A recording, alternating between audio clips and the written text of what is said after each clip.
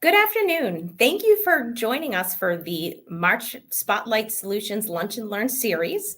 Today, I'm here to talk to you about the Introduction to Workplace Violence and Prevention. My name is Jana Thomas. I am a Senior Safety Consultant with Spotlight Solutions, as well as a Certified Workplace Violence and Threat Assessment.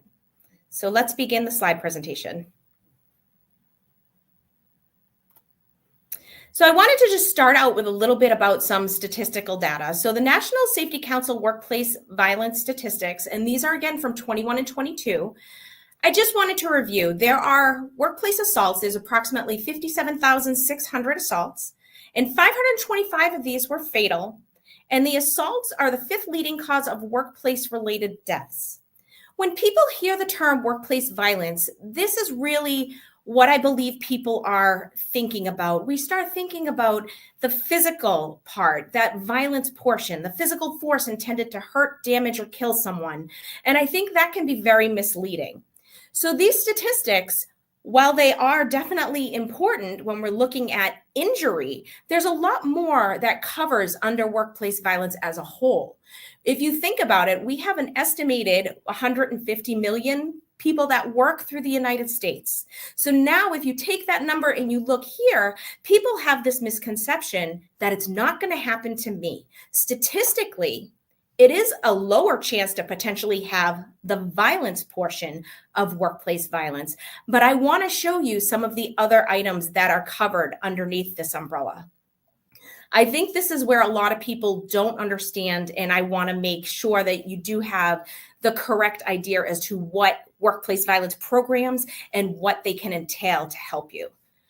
So as we know, they do cover an act of physical violence, harassment and sexual harassment, verbal abuse. So this could be just outbursts in the office area, using any type of profanity to make somebody feel uncomfortable. That's under the workplace violence umbrella as well. Bullying. This one I feel like has been coming up more and more over the years. You know, when someone's being demeaned for their workplace standard, not giving someone credit for work they've done, setting up somebody for failure, reminding them maybe of old mistakes, that too can be under this umbrella of a workplace violence policy. Different types of threats. So a threat can be just a word or an action that is intended to cause pain, fear, harm, or injury. Intimidation, that one's pretty straightforward.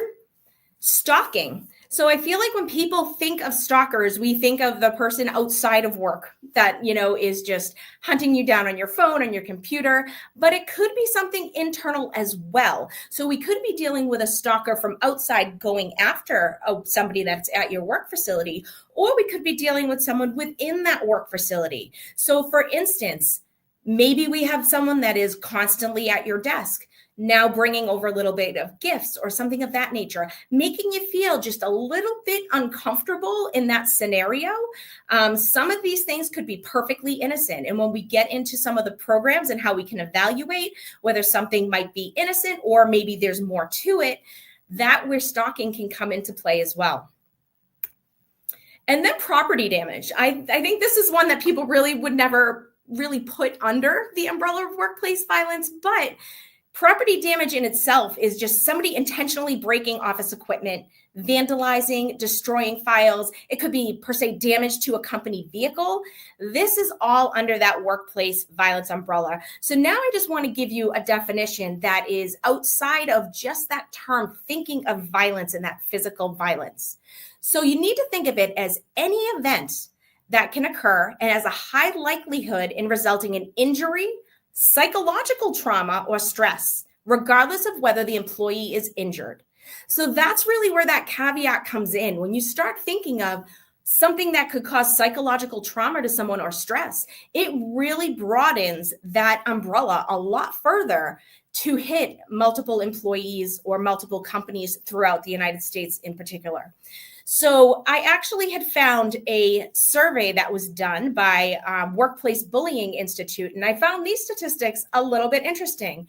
Again, this is just a survey, so this is definitely not people that have come forward with a workplace violent incident. This was a survey that they had done, and their pool showed approximately 30% of Americans had suffered abusive conduct at work. So now instead of having that 57,000 mark, we're looking at an estimated 48.6 million Americans that could potentially be bullied at work, and where a program from workplace violence could really help them or help you as a company to triage these scenarios. Additionally, they had through this survey that approximately 19% above this have witnessed workplace bullying. And again, these people aren't coming forward. These are not stats that are down there as to things that are reported. The majority of remote work bullying happens during virtual meetings. I think since COVID, this has definitely picked up because there's a lot more virtual interface than in person. And then I just found this kind of interesting is women bullies typically bully women twice at the rate of men. So when I was talking about reasons that people may not come forward, as I said, those are not statistics of people that have come forward and actually made claims that they had been bullied or a victim or witnessed somebody else being victim. Why don't they come forward? And the overall answer is fear. That fear of retaliation, of losing their reputation, or maybe they looked at the minor or they witnessed something and they go, that wasn't anything to worry about. You overreacted to that to another coworker. Maybe the procedure for reporting is unclear. They don't want workplace disclosure. They don't trust their organization. I feel this is a big one. People that don't feel comfortable coming to an organization, you can't have that open line of communication. And this isn't just for workplace violence. This could be for any safety measures or anything important that you're not going to know about if you build a company that your employees don't feel comfortable coming to you. So we really want to concentrate on making that environment very comfortable for the employer and the employees to come forward. And that is my goal, is to show you some of these ways. First, I want to start by just actually reviewing different types of violence. A lot of people don't realize that we do have 4 different categories that violence can fall into. So as I'm going through these different types of violence, what I want you to do is think about your workplace, the place you are now, maybe the place you were previously. There's going to be some overlap here as to where your company could fall. So you're most likely not going to fall into all these categories, but you're probably going to fall into 2 of them, maybe 3 of them. So kind of brainstorm as you're listening to these and be like, oh, hey, this could be an area that we should be concerned with. So the first type of violence is an act by people that have an affiliation with the workplace, but enter to commit a robbery or another crime. And this is the majority of homicides we see. So someone that's going in to rob a bank or a convenience store, or perhaps there was a taxi driver, somebody was in there because they just want the money. They are in there for profit. Their motive is theft. These assaults, usually they are carrying a weapon, so they can either use it or it can be used as a threat. Those who work in isolated areas as well, your dangerous neighborhoods, those who carry or have cash accessible, or perhaps they work late at night. Along with these types of violence, I'm actually going to give you a couple of case studies for each one of them, just to kind of broaden your horizons a little bit. I spent over a decade working with the Massachusetts State Police Crime Lab. So several of these cases I have had hands-on work with. There's one of them that I didn't, but I did do a little bit of studying on that. So I did want to give you a little bit of a heads up. So here's an example of a type 1 violence case. So this particular case study, we had the victim was the restaurant owner. And this restaurant owner that night decided they did not want to drive home. So they put a cot out in the restaurant by their safe. A lot of restaurants in these types of facilities are known to actually have lock boxes or safes on site. So that is not something that's abnormal. But this particular night, he decided he was going to stay. So put the cot out because he didn't want to drive home that night. So early in the morning on September 27th in 2011, 3 men gained entry through a roof. So they, at this point, had already scouted out where they were going. They knew what they were doing, and they knew what their goal was, which was theft. They came through the roof. The person that was there, the restaurant owner, was surprised by this, and they were surprised as well, is my understanding. They were not anticipating him being there kind of as a roadblock. So the restaurant owner would not give up the combination to the safe, refused to, and unfortunately, in this situation, that did cost him his life. He was beaten with a crowbar and left there. The 3 men were caught and convicted. And I think the most interesting point of this is they never got the safe open. So this gentleman was killed absolutely for no reason.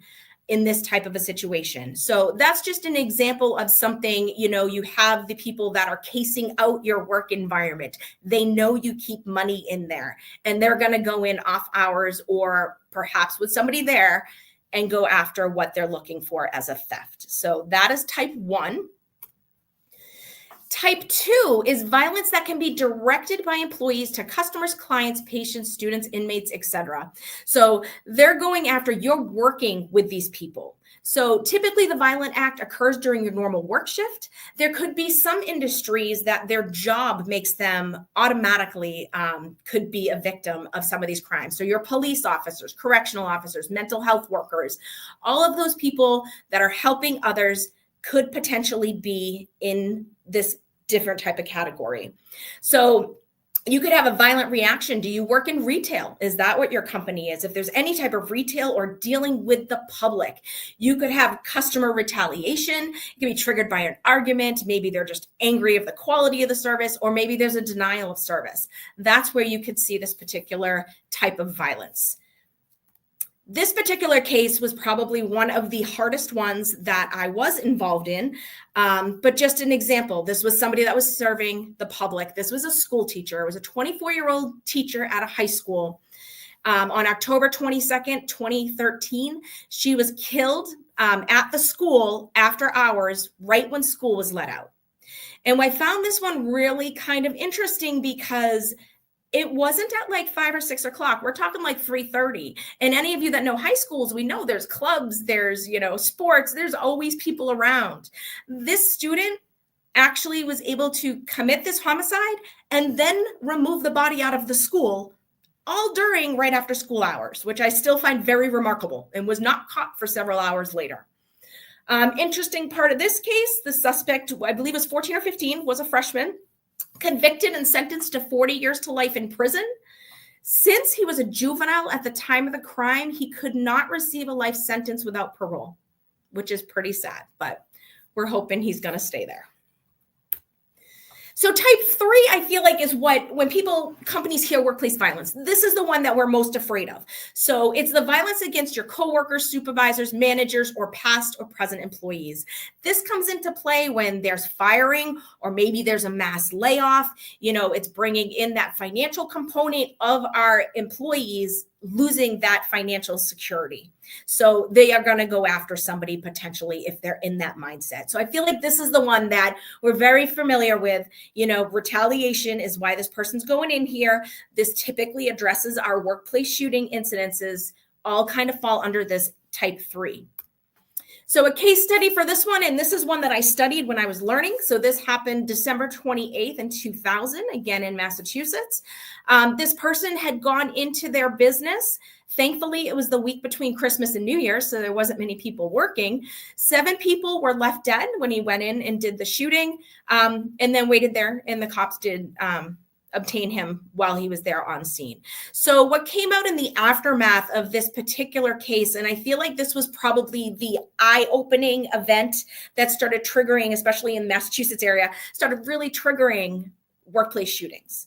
So for this one particularly, the suspect was either suspected to have delinquent tax payments, and the IRS had contacted the employees, and there was a potential that his wages were going to be garnished. And there were also rumors of layoffs, and they weren't true. So these types of scenarios, having that rumor mill go around, we want to make sure as a company that you are being open and honest with your employees to have that open communication as to what's going on. It's much better than them finding out from the water cooler or having suspicions of their own or developing their own role play and then decide that they're going to do something about it.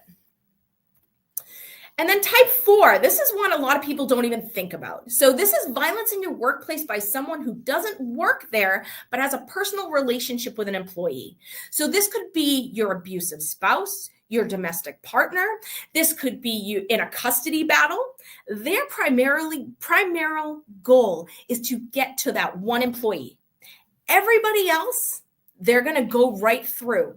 So you just want to make sure if you're in the way of this person, you're probably going to be taken down. Their goal is to find that person in your facility. So these types of instances, again, where that communication issue really comes into play. Say somebody, for an example, I'm at a company, I've been there 5 or 6 years. They know my husband. He's come in several times for different things. So the front desk is very comfortable talking with him. All of a sudden, I'm in a situation personally where now I'm going to put a restraining order on him. Something's going on at home. I'm not comfortable to tell my company this. So I'm keeping this all to myself as to what's going on, unaware that there's a restraining order or anything else. Well, now I'm in working, and here comes my husband in to bring me lunch for the day and goes right up to the secretary who's seen him numerous times. But because I never communicated, I didn't feel comfortable bringing this in confidence to my employer. Now we have a different type of situation, and now we have somebody inside the facility. So that's where something like this can happen. And in fact, it did. This was another one of my cases. So this case study was a domestic dispute. This took place on March 15th, 2007. And the victim had a restraining order against the suspect that went into effect on January 8th. She was allegedly kidnapped and held at knife point. She decided to lift the restraining order on January 16th. And then the suspect was due in court for a kidnapping charge on April 17th. So again, this happened about a month before that court date was coming up. And what this person did is they went to the employer, went up the elevator, dragged her onto the elevator, and used a makeshift bomb and killed both of them. So it was a murder-suicide type situation. So again, if you don't have that open line of communication, especially with maybe your security team or your front desk people, they're going to be the first line that somebody's coming into that building. They really should have kind of an idea who should not be allowed on site. So now I just want to switch gears. So now we've kind of got a little bit of a background, statistically, what's going to be under this umbrella of workplace violence to what different violent types and where you might fall. Now let's start. How are we going to address workplace violence? How do we do this? It's a huge undertaking. Absolutely. And there's different levels that are going to come into play. So if you're just thinking something really simple, a lot of people have done this. I think a lot of people have this in play already, that zero tolerance policy. So basically, you're going to end up stating the violent threats and other misconduct are not permitted on your facility. That's pretty much what this does. I feel like most companies already have this. However, you want to make sure if this is the route you're going to go and you're just going to have this small policy, you're going to clearly define all the behaviors that will be covered under that policy, outline the consequences for policy violation, educate your employees and others that are covered under the policy. So this should cover anybody coming on your work site. So whether it's contractors or interns, they should know you have this zero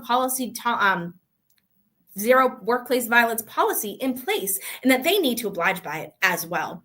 You need to investigate the incidents. And then the biggest one is you need to follow through with the consequences that you outline in this policy. So if all of a sudden somebody has come forward and your top salesperson is the person that's being the alleged suspect in the situation, you can't be wishy-washy. If you've outlined this, that you have a zero tolerance policy and you've decided this is the consequence, that has to be the consequence across the board.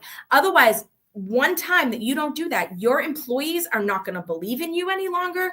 They're not going to support this policy. It's going to become a joke. It's kind of like disciplining a child. You need to have follow through in order for this to have any weight whatsoever.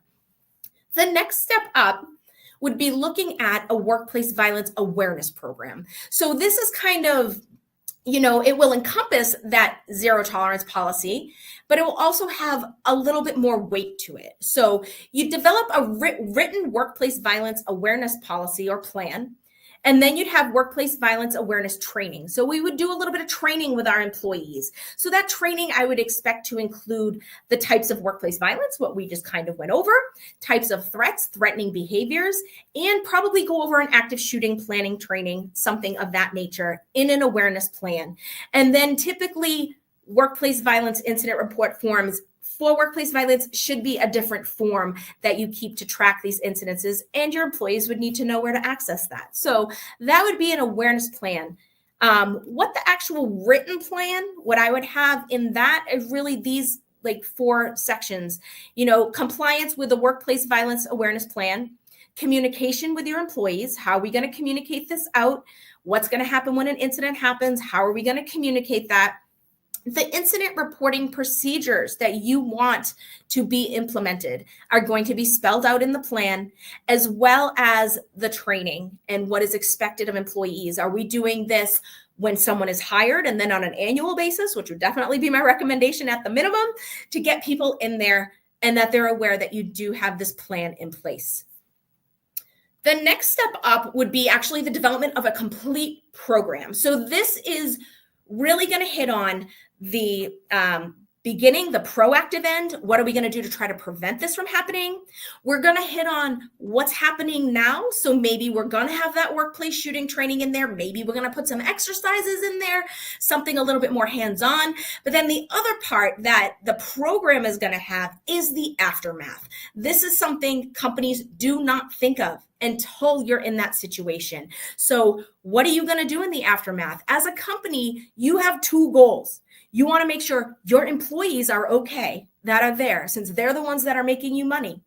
And you need to be able to get your company back up and running in a timely manner after some sort of an incident happened. So when we're looking at a program, you're going to have a custom written workplace violence prevention plan, a custom workplace violence training. And these different types of trainings I would go over again, the violence types, the threats, threatening behaviors. But then we're going to pull in stuff like workplace violent risk assessments. We're going to do a security analysis. We're going to do an active shooter training. And again, we're going to have training on that aftermath and debriefing processes.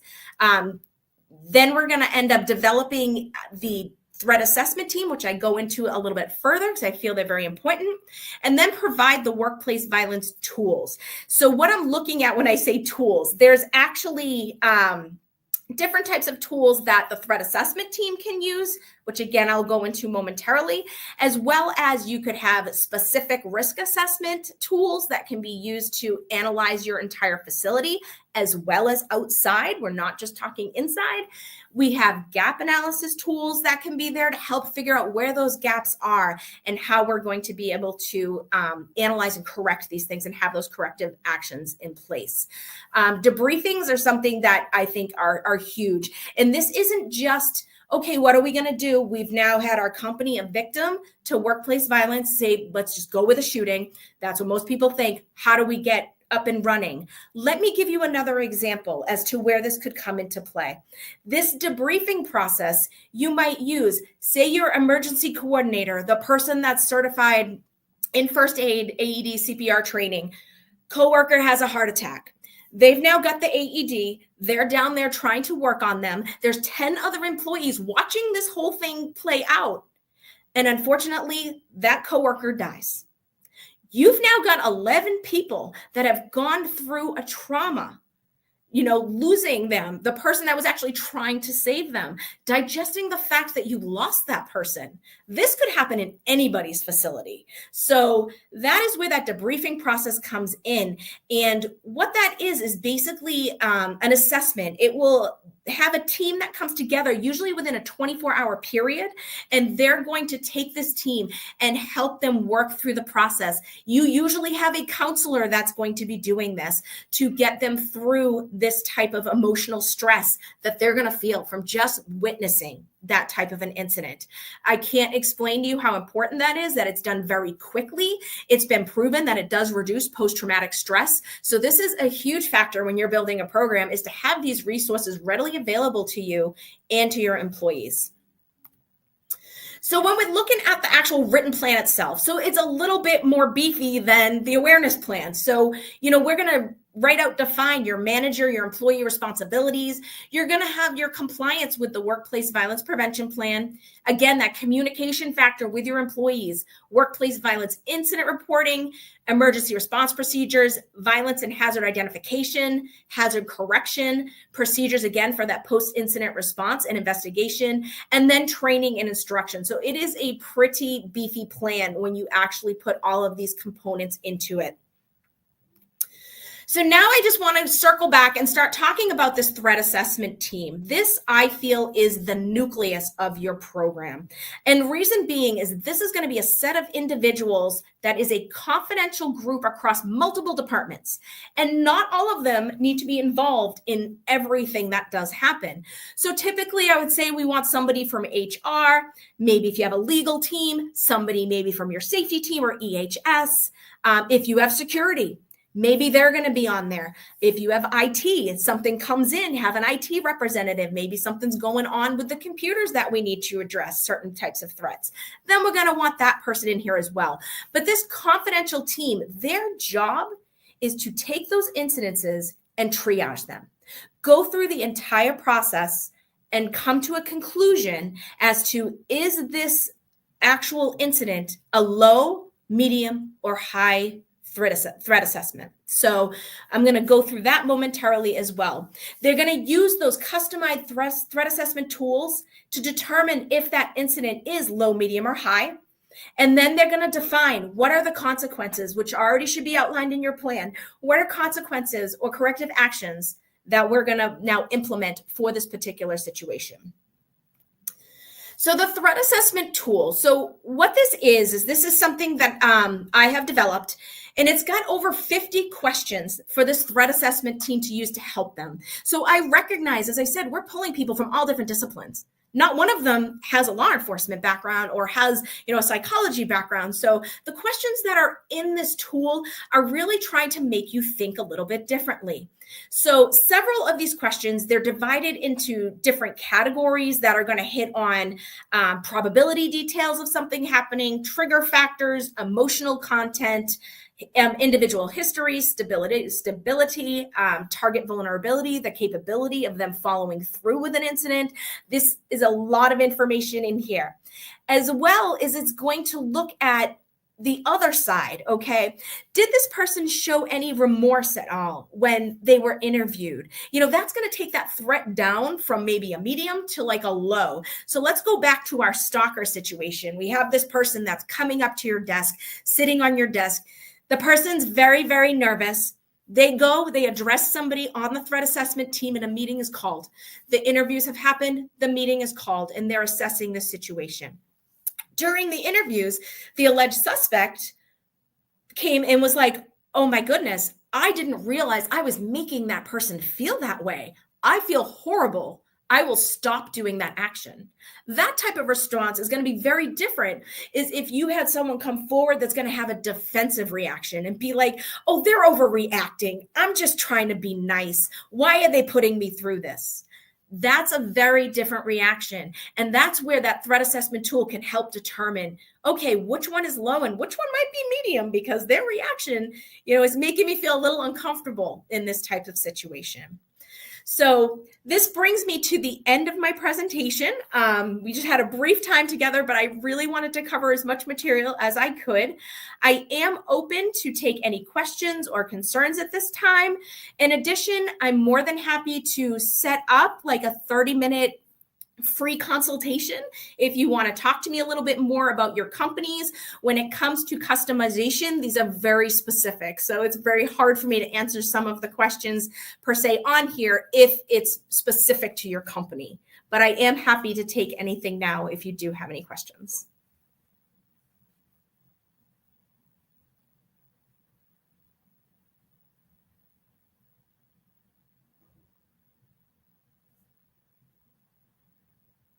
Okay, well, if there are no questions, this brings us to the end of the presentation, and feel free to reach out if there's anything that I can help you with. Our emails are right on here. I'm Jay Thomas at spotlightsolutions.com, and have a great afternoon.